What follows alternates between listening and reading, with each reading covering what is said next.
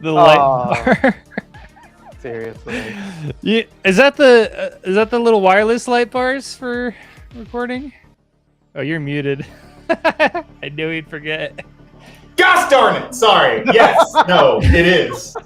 I have a new love of hard techno, so I had to participate properly. So, You have a new love. You mean you gave it up at one point? I mean, of hard techno? Yeah, kind of.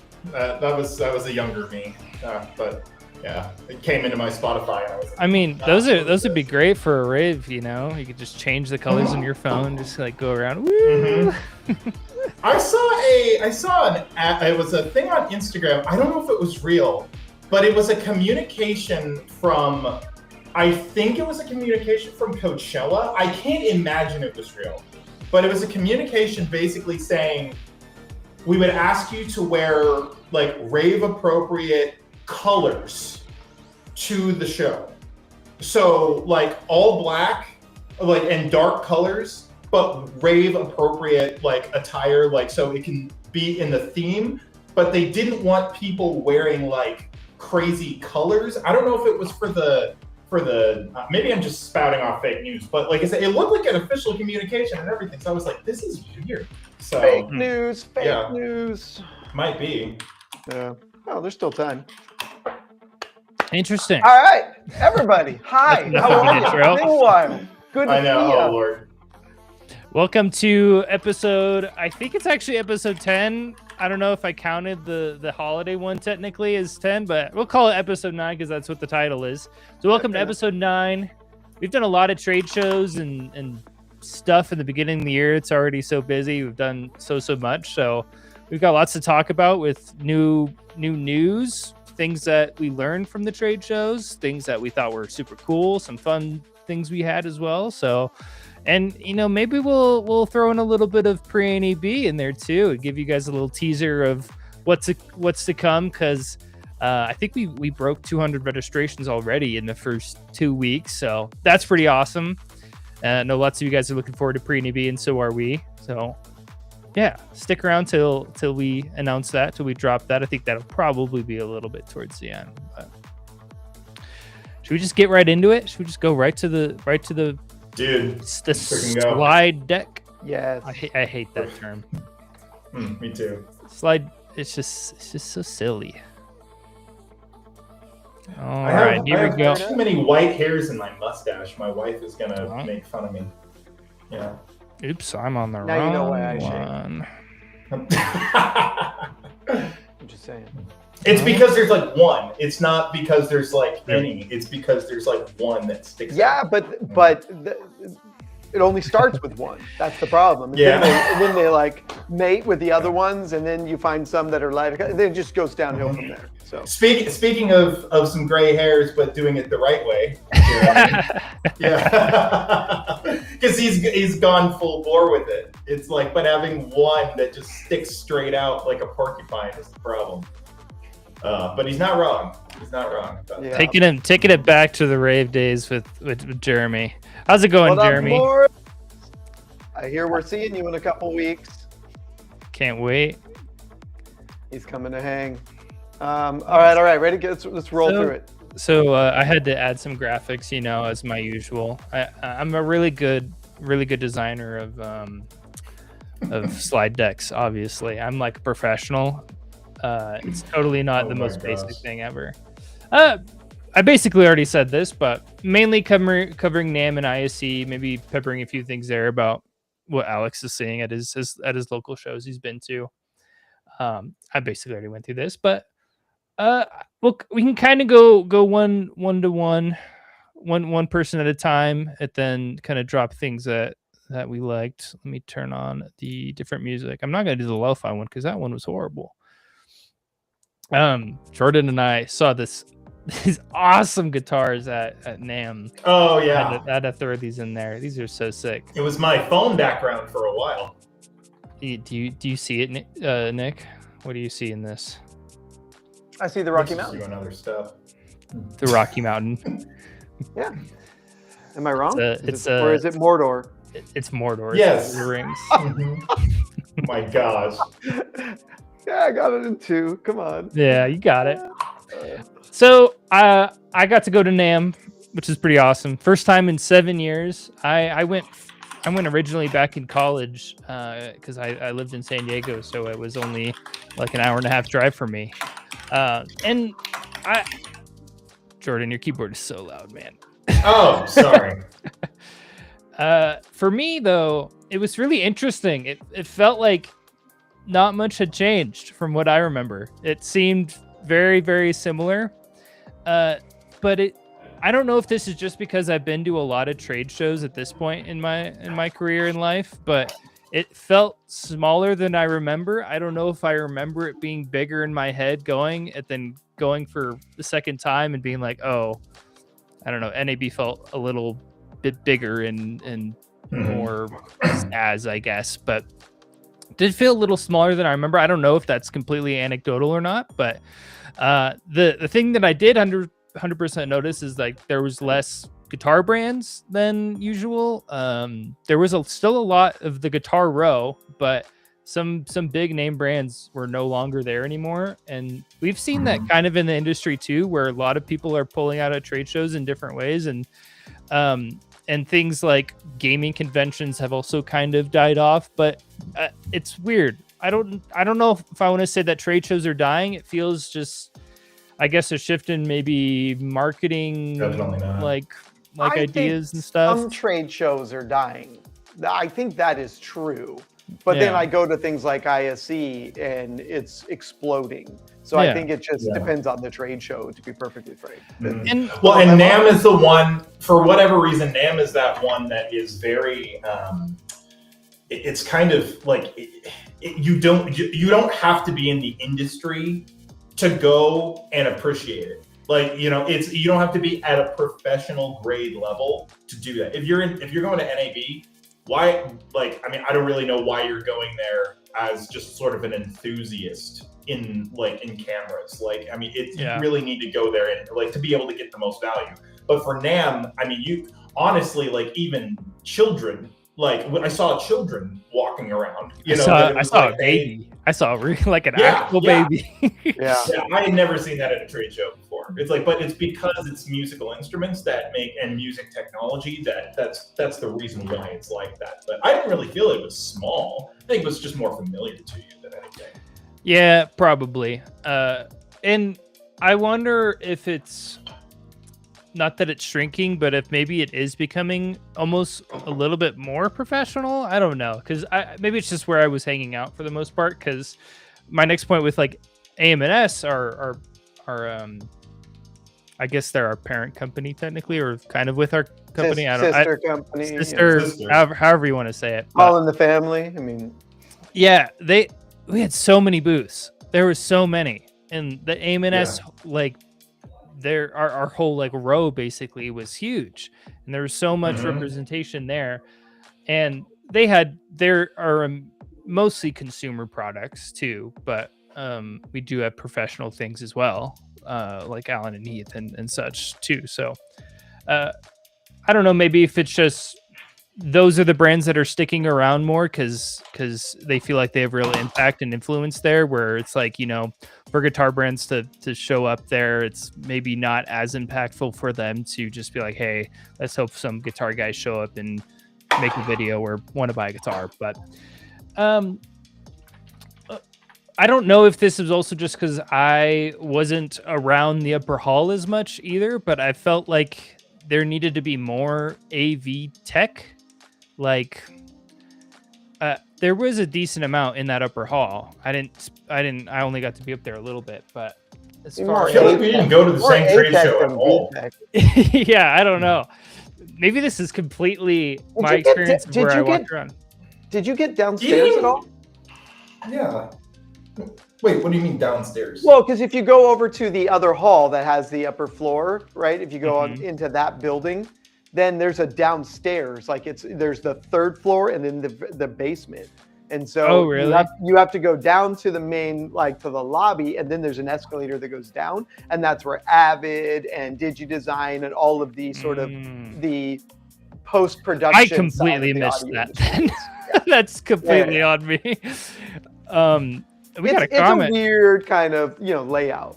Yeah, we got a comment from Todd. How's it going, man? I haven't heard from you in a while. I believe ISC's potential to take over IBC as the one to go to event in Europe, and I think Nick was saying that recently. He is actually right. That we talked to some folks at the sort of the council of IBC and that, and effectively they have vendors that are leaving IBC to only go to ISC. It was huge, and I'll show you some footage in a little bit, but it was gigantic, and I agree that is where things are headed. I'm gonna mute you for a second, Jordan. Oh, yeah. Brad says, "What was the craziest hairdo you saw?" Oh, I have that. It's in my slide. You'll see it. All right, we'll get to that. I saw a dude that was like had the like fake shave where it's like dyed blonde, and then he had like the stars like shaved into his head. That was a pretty crazy one. There's the total polarization of seeing people like that, and then people like executives in suits just was like so uncanny for that show. It's insane. Do we want to roll the video as we talk about it and kind of bring that in, or do you want to hit the end of your slide and then we'll roll that video? I'm almost done. We can. Okay. Are you next or is Jay is next? We can hop back if we want. Okay. No. Let's go to that really quick. We'll come back. Did you put it in here? No, I was just I'll just trigger it. Is it that dude? Yeah, no, that was my hair guy. That there you go. Was my hair guy. There's yeah. So look, luchador mask. This is my third show. I'm still seeing things that surprise me in both those photos.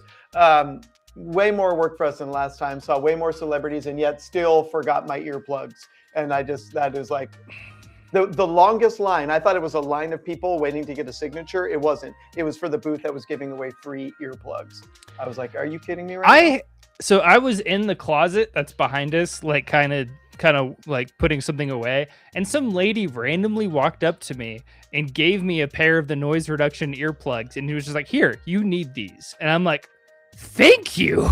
You are correct. Like, where did God send you from heaven? Like, where did you come from? But thank you. All right, I'm gonna roll that video out of the blue. Are you gonna roll the video now? Go for it.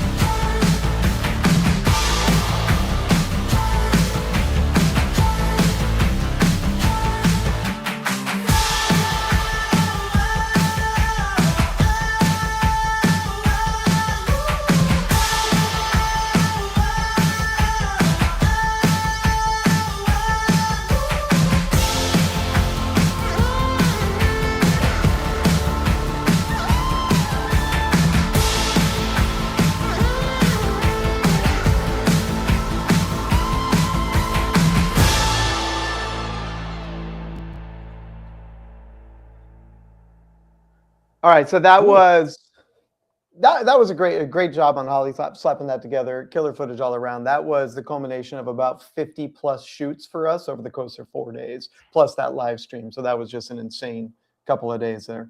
Yep. And speaking of shoots, that was my last point actually. So we got to do the test run of the dual DJI Osmo on a monopod. I got more questions about that thing than anything else. I think I don't know. I lost track at like 8 people asking me like, what's the deal with the 2 DJI Osmos? Like, how does that work? What are you doing there? I got sick of explaining it because I had so many people ask me. I think at one point it was like every 10 minutes someone was asking me. But that was honestly so easy to film with, and it felt, because I was doing a one-man show where I was interviewing and filming with a DSLR, it would have probably been a headache. But with that, it was so seamless and easy to do. And it just made it way less of a challenge, and just kind of just like pop it down, hit record, have the mic. It's already synced to the Osmo. It was great. I loved that a lot. That was a real game changer for what I was doing. Some cool pictures I saw as we head to Jordan's bits.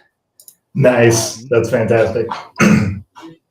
Basically, a lot of us working. Some of the stages at the AMNS booth got so packed with some of the big names that were coming through.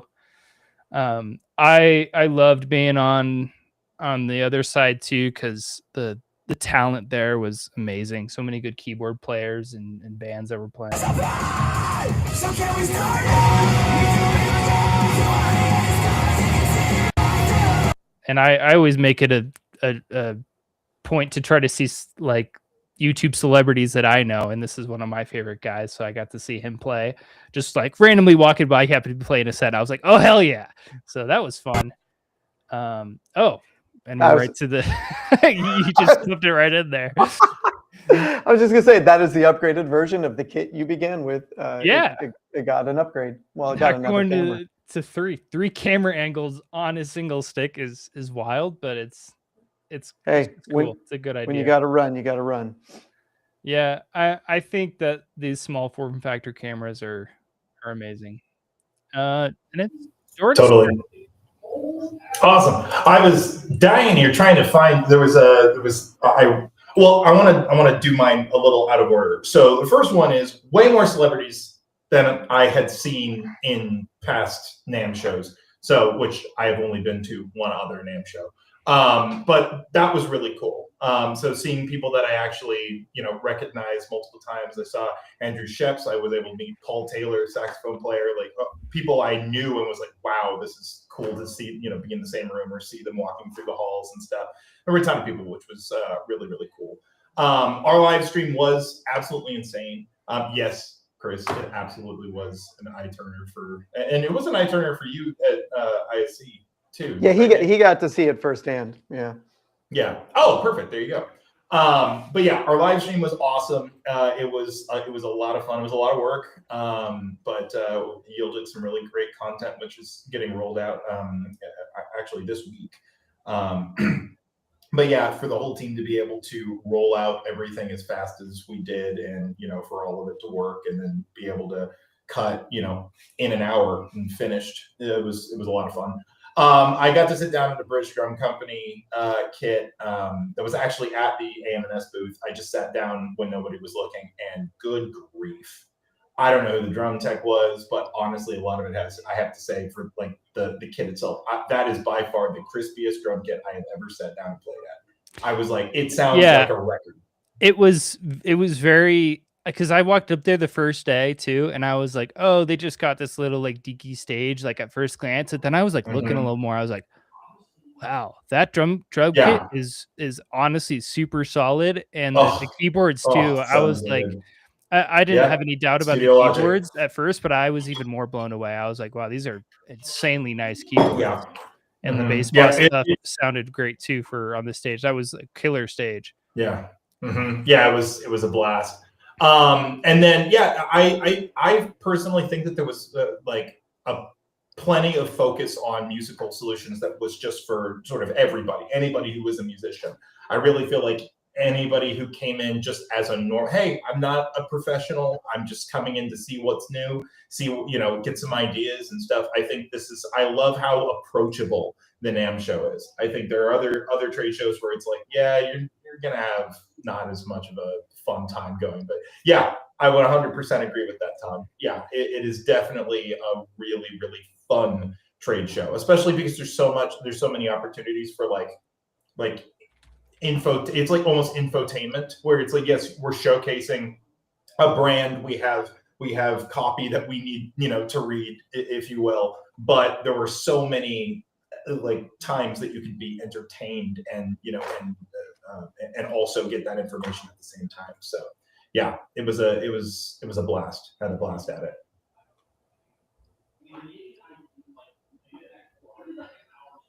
That's it. Oh, okay.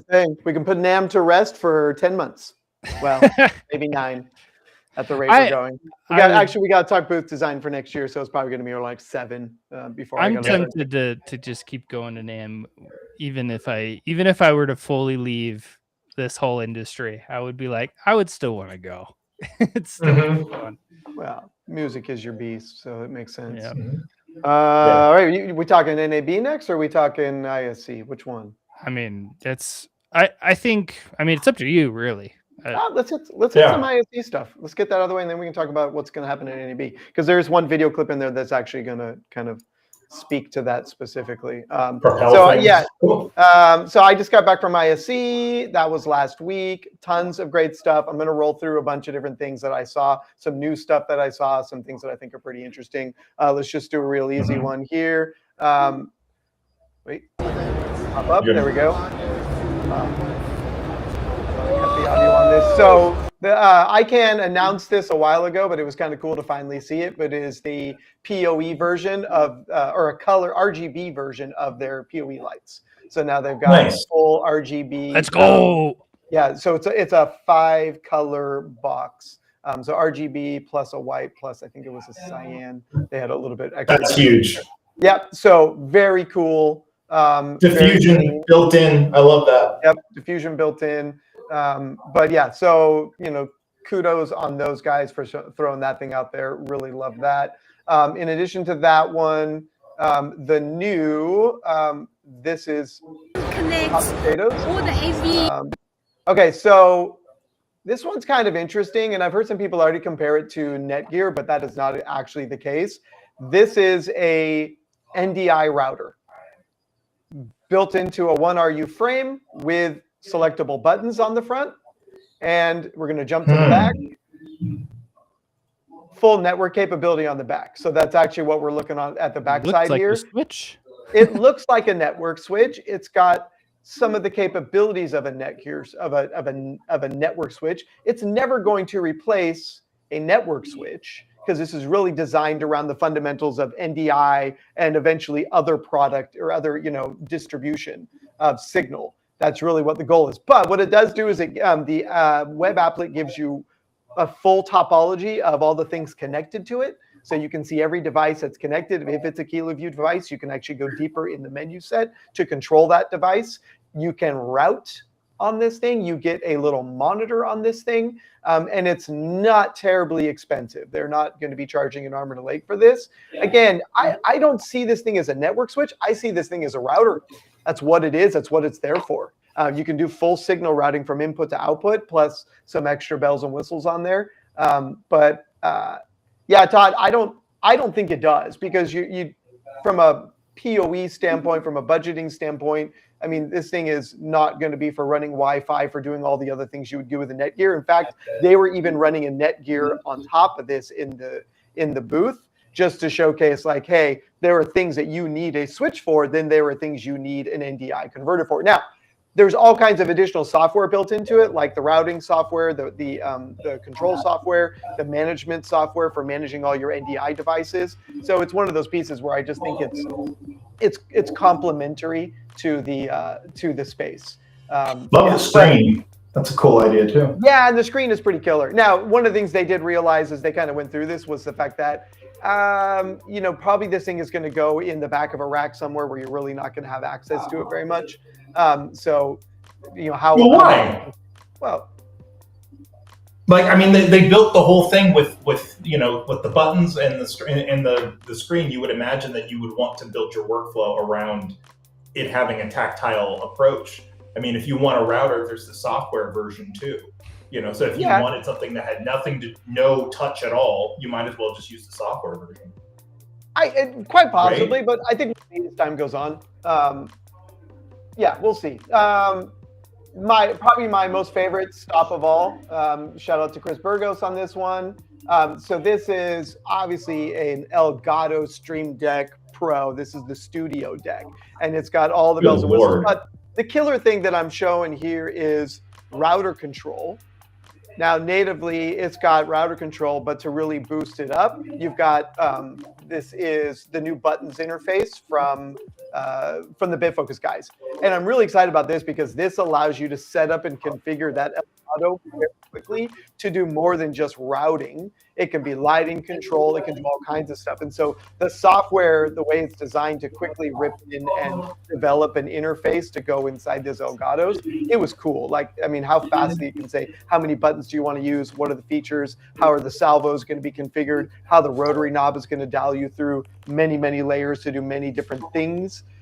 So yeah, just very excited with what that. The other one was buttons. They released their cue sheet or their cue list. I think this is screaming hot because it's you effectively have the ability to nest a ton of macros underneath each cue so that you could be firing lights along with a clip playback machine, like all these things you can do at once by just tabbing through a queue. So I'm thinking for House of Worship, this is going to be screaming because literally you can say, hey, here's your rundown of the show. Just go through the cues according to whatever's happening on stage and just run through it. One of the things that's coming in the next release of this is going to be timing functionality where we can actually throw time code to that experience, and I think that's when it's just going to go off the hook. So there are certainly products out there that do this already, but probably none with as deep an installation deck.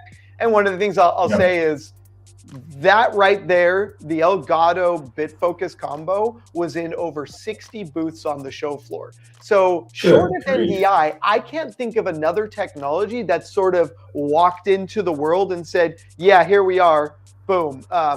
Yeah, like, you know, we run this world, right? We're running. I mean, if you think about over 60 booths at the show floor being run by BitFocus and Elgato Stream Decks, and it's like, hey, kudos to both those teams. That is just spectacular. That's fantastic. We got some because I feel like. Oh, sorry. Yeah, go ahead. Go ahead. I just wanted to catch up on comments after his point. Yeah, go ahead. No, I feel like one of the biggest things is just being able to, I mean, yes, a lot of different manufacturers make their own control surfaces. A lot of manufacturers make their own control software, but being able to say, especially for an end user, that it's like, I need to control 5 different things that all speak totally different languages. Now that used to mean, now I need a custom hardware controller to do that somehow. It needs a lot of R&D, a lot of stuff, or I'm using a bunch of them, or I'm sort of hacking something together. But I was made to believe when I had to do this for my church that I had never touched BitFocus before. I had touched Stream Decks many times, but I had never touched BitFocus before. And I was able to get it to work in less than 30 minutes. Exactly what I needed, completely replaced all the legacy hardware that we had in 30 minutes. And I had never used the software. That was the crazy part. I thought BitFocus was a lot more difficult than it actually was. And it did exactly. So now all the volunteers that were used to all the legacy hardware are now able to do everything that they did and more on the Stream Deck and with no training. I haven't had to train a single person.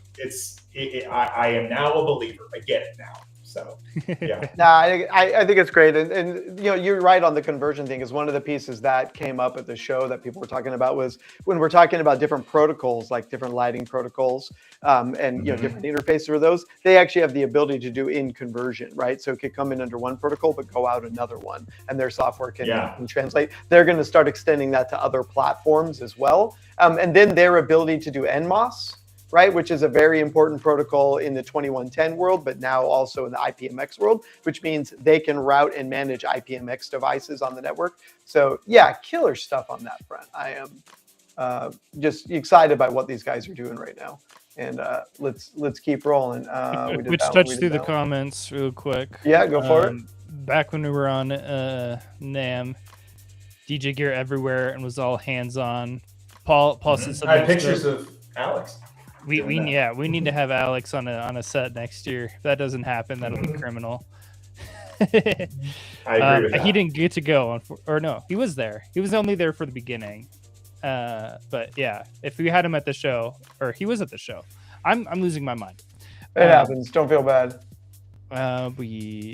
Chris said that the KiloView has some slick features for something that is helping NDI and IP facilities. The UI is very nice and pops. Man, I uploaded another file and it didn't come in. KiloView, KiloView's been impressing me lately with their new stuff. I specifically really like what we just went over. That's really cool to have that. Just the buttons on the front, it's like kind of like a switch, but not exactly. Really resonates with me as well. I don't know what you mean by portable carts, Paul. I don't know if I missed something. And yes, Chris, only if there's a device you can control something in your rack from your desk. If you can control the KiloView device. If only. With the Elgato. I'm gonna break rank here and not one of the files we uploaded didn't come in, so I'm gonna jump over to a screen share. Yeah, one of the things I just want to talk about, ISE in general is exploding, and Todd brought it up a little bit earlier, which is there are vendors that are leaving shows like IBC and NAB and they're focusing on this. They had a whole hall that was entirely, it felt like being at NAB. It was all of the core vendors, all the broadcast vendors, all the post-production vendors, from storage to asset management to live production tools. It was all there. It was pretty incredible. So you can definitely see the shift as we move from broadcast to AV for broadcast, right? And that kind of amalgamation. The other thing is the booths are bigger, like much bigger than Infocom even. So, I mean, I think these guys, it's an incredible show. A lot more dealers from the US going to that show now. We ran into people kind of nonstop on that one. So yeah, it was, from that perspective, it was pretty incredible. I want to hit a couple of things that I thought were pretty exciting. Oh yeah, this is gorgeous here. Look at this next clip. I mean, the type of displays people were putting together were pretty dang incredible. I can't tell you how many people were doing their interviews from that location. That was the Epson booth. Oh my, that LED cloud. Oh my gosh. Yeah, no doubt. So something kind of interesting here. This was and really what I wanted to show on this one, this is a signboard. It's a new one from Unilumin. I think these things are gaining in popularity. But notice the scan lines here and the face texture that you're actually seeing the sort of the refresh happening in real time. This is a newer, so I'm shifting to a different LED now. This is a newer LED product here. Now you're getting the moire pattern, but what you're not seeing in this is scan lines. That the newer chip COB product with more IC power in it basically is fixing the need of us matching frame rates. This is going to be big for House of Worship because a lot of times House of Worship buys an LED wall, but they don't buy the correct processor and they don't understand Genlock.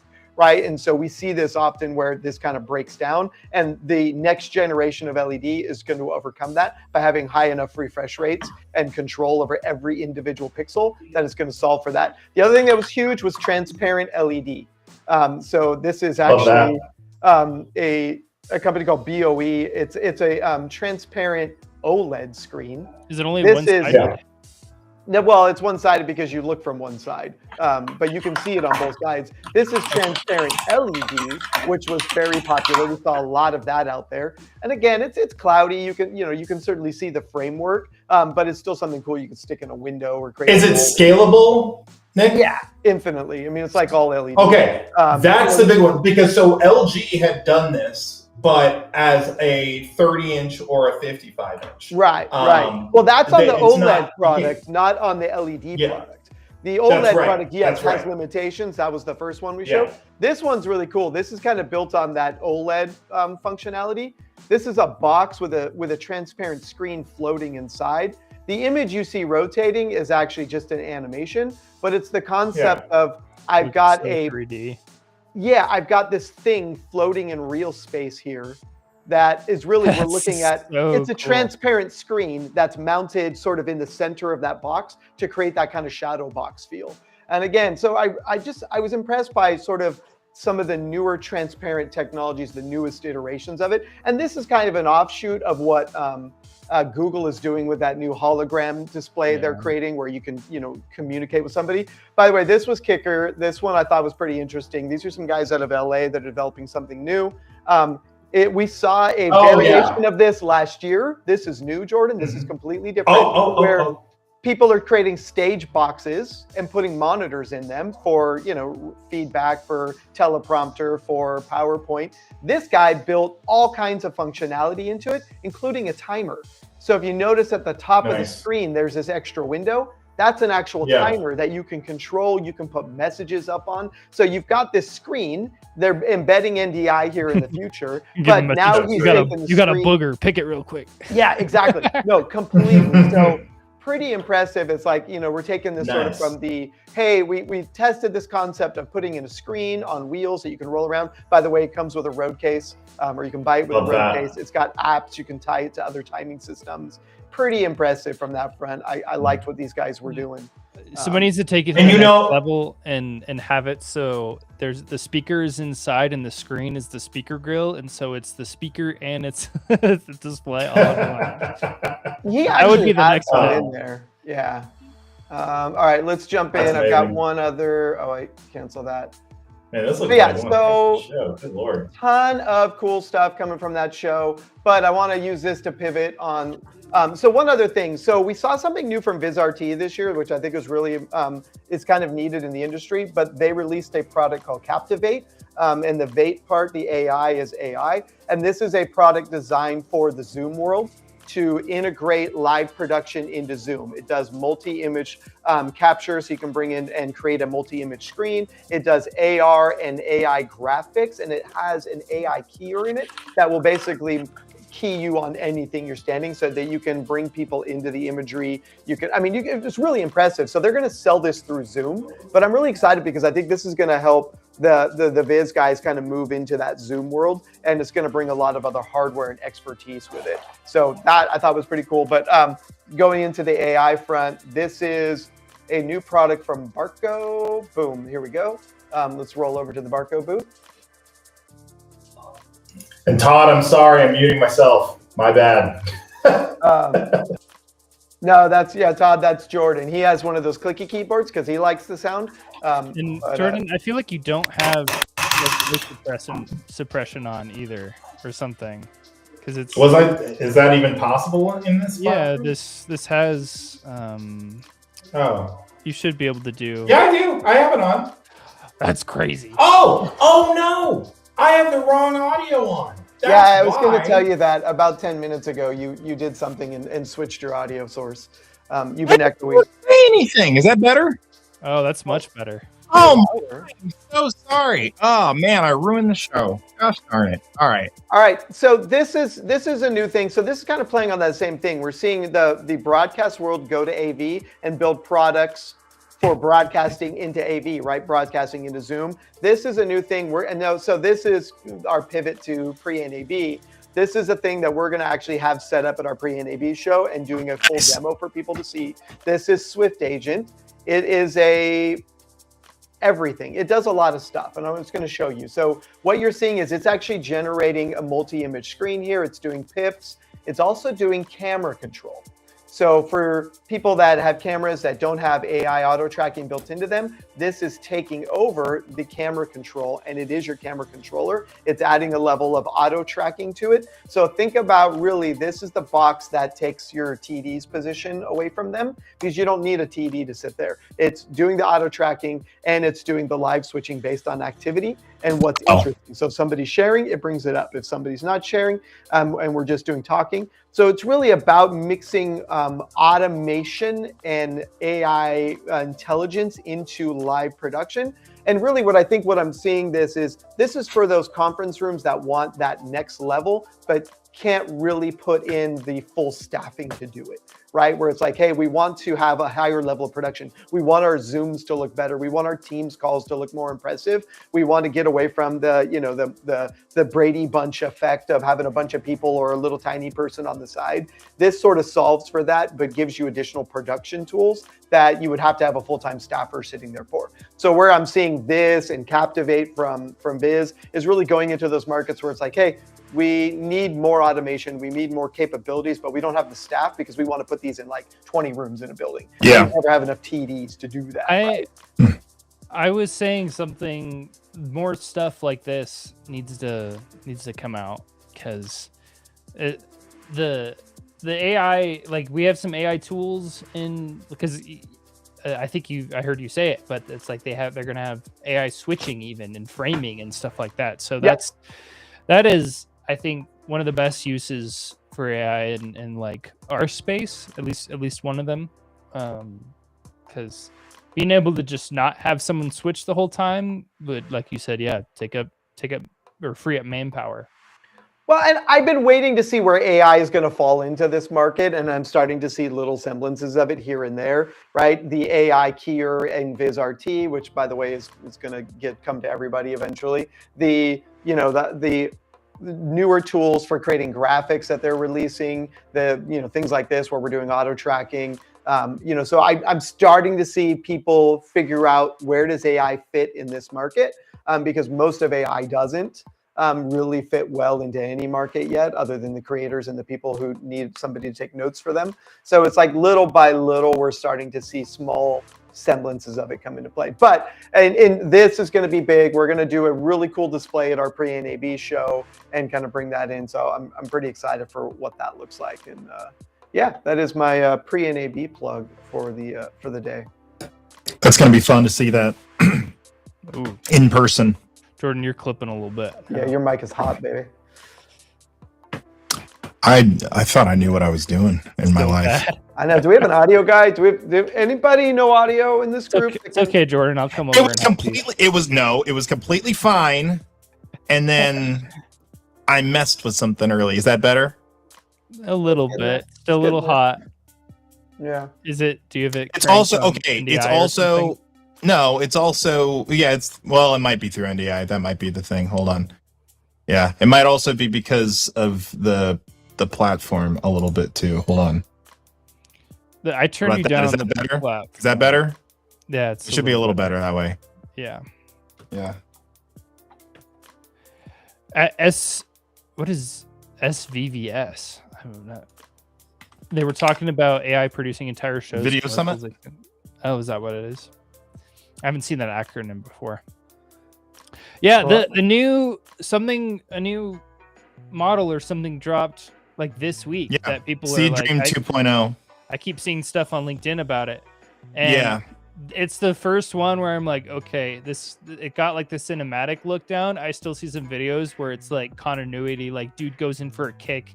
It's a different kick when he like kicks the thing or whatever. And like some small things like that. But I don't know why we're spending so much time. It is like the acting is still bad. And it still looks like it is very obviously AI. The biggest to this day, the biggest issues are consistency, and requiring specific either products, faces, anything like that. What's wrong? No, I'm laughing because Chris is like, I may have something for you to fix your audio problems. There's nothing wrong with my audio problems. It's the fact that I forgot we were even doing this today and didn't have time to set up. It's my bad. It's my bad. I apologize. The one thing that bugs me about going to trade shows is I get to see things that I'm not allowed to talk about. So the KiloView box that I showed a little while ago, I've had multiple meetings on that box over the past 3 trade shows that Judy is like, here's what's coming, and then finally they unveil it. So, and then of course, my friends at Elgato are like, hey, here's some cool things. You can't talk about them yet. I'm come on, guys, it's not fair. So there, I got to say, Chris is doing just a killer job. Way to go, Chris Burgos, over at the Elgato team, steering them in the direction of where the broadcast and the production industry and sort of the AV industry need them to be, right? I mean, he's like the ultimate hockey player right now. He's like, guys, we need to be there. So let's kind of steer the puck that way. So it's very cool to see what's coming from these traditionally broadcast production companies that are now moving into the AV realm saying, hey, we can build you a better, mousetrap. I think you're seeing that now.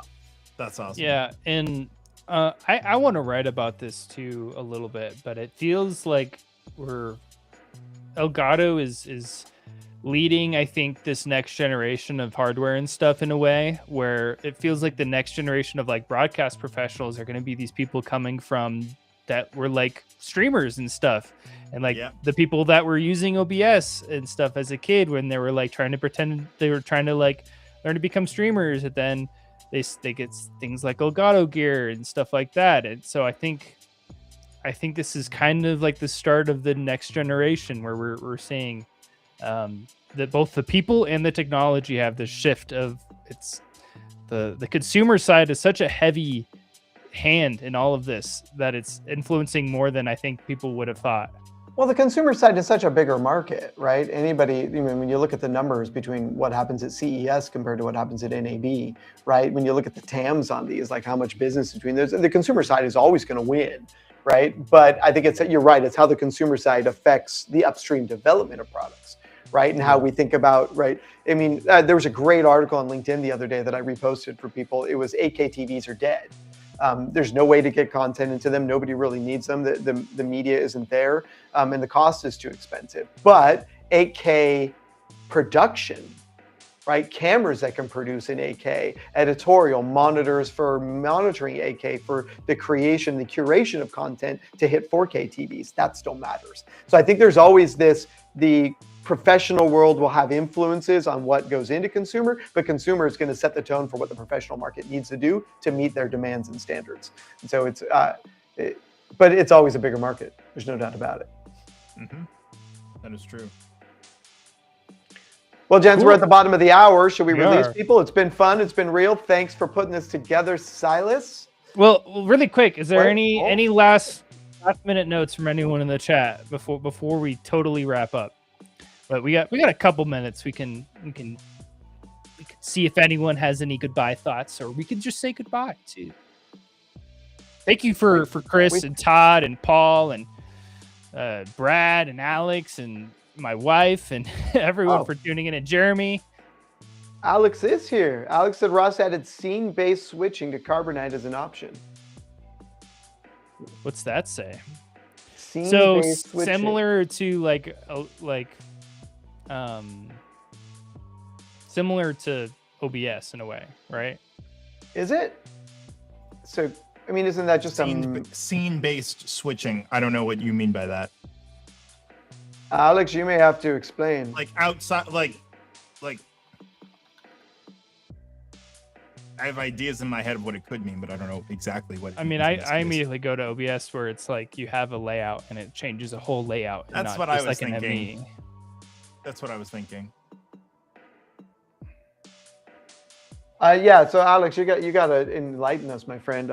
I'm lost by what scene-based switching is going to be, but that is The delay is about 2 minutes from the chat to stream, so we're gonna Well, I think that far. I think for whatever it is that is being automated, I think there's always going to be a human element for the human, sort of override that's going to be required. It's just the teams are going to be smaller and they're going to be pushed off to different things. I think that's he said like OBS. OBS. Like OBS. Yep. Okay, there you go. Which I makes like. sense. I mean, it's essentially like the, like setting up your Emmys and the TC, Yeah. Yeah. I like the scene style. It's a good way to. It's not easy to do stuff on the fly, but it's very nice to like set and forget. You like, all right, I made what it looks like. I can just switch between it. I agree with that. Similar to how this is in Restream. Mm-hmm. Absolutely. Thank All you, right, all Alex, right. for the extra news at the end. Mm-hmm. And thank you all for watching. It's been a great episode. Lots of Dada. Hi, Cynthia.